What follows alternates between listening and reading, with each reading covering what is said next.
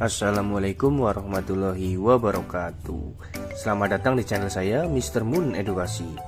Pada pertemuan kali ini kita akan belajar mengenai identitas diri. Simak baik-baik videonya, tonton sampai selesai. Selamat belajar. Pengertian identitas diri. Pengertian identitas diri adalah proses pengenalan dan penghayatan diri sendiri untuk menemukan definisi juga peran diri. Dalam Kamus Besar Bahasa Indonesia, identitas diartikan sebagai ciri-ciri atau keadaan khusus seseorang. Jati diri Richard Jenkins tahun 1996 dalam Guidance tahun 2009 menyebutkan bahwa pemahaman kita atas siapa diri kita dan atas siapa orang-orang lainnya, serta termasuk pemahaman orang-orang tersebut atas diri mereka dan atas diri kita. Dengan demikian, identitas manusia pasti merupakan identitas sosial karena terbentuk melalui proses interaksi sosial yang terus-menerus. Identitas dibuat bukan diberikan. Identitas diri diartikan sebagai kesadaran tentang diri sendiri yang didapatkan individu dari observasi dan penilaian terhadap dirinya dan menyadari bahwa dirinya berbeda dengan orang lain. Dalam identitas diri terdapat otonomi, yakni mengerti dan percaya diri, hormat terhadap diri, mampu menguasai diri, mengatur diri, dan menerima diri.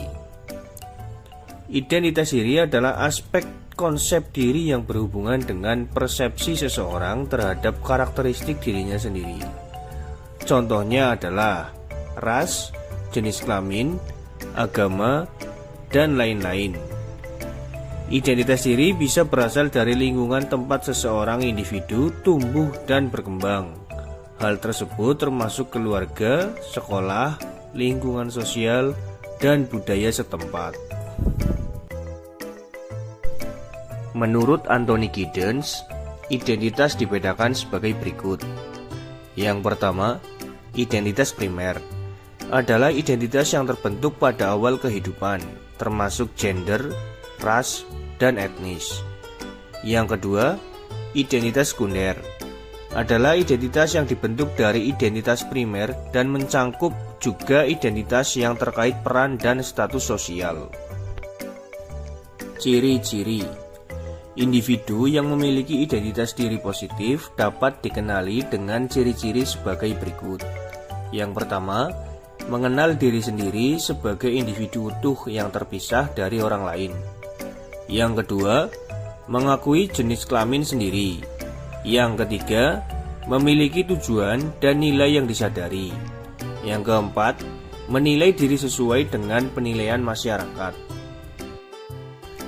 Faktor yang mempengaruhi. 1. Self-acceptance. Penerimaan diri merupakan respon positif terhadap identitas diri.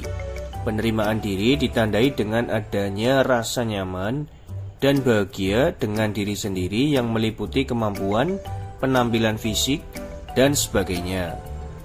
Penerimaan diri bisa dipengaruhi oleh faktor internal seperti self-esteem yang kuat dan faktor eksternal seperti dukungan sosial dari orang terdekat.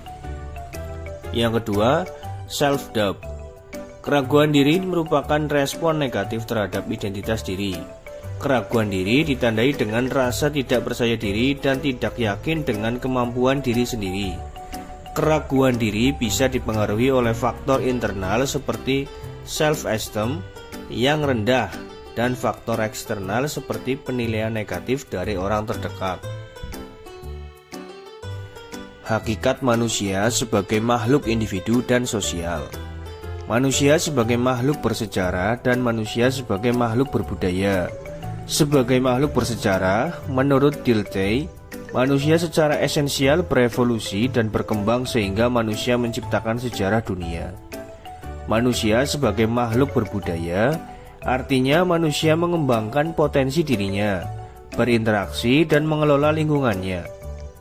Atribut seperti inilah yang tidak bisa dilepaskan dari hakikat manusia sebagai manusia individu dan sosial. Manusia sebagai makhluk individu memiliki karakteristik yang berbeda satu sama lain. Kata individu dalam konsep manusia menunjukkan bahwa manusia adalah makhluk yang otonom. Artinya, manusia memiliki kebebasan dalam menentukan pilihannya.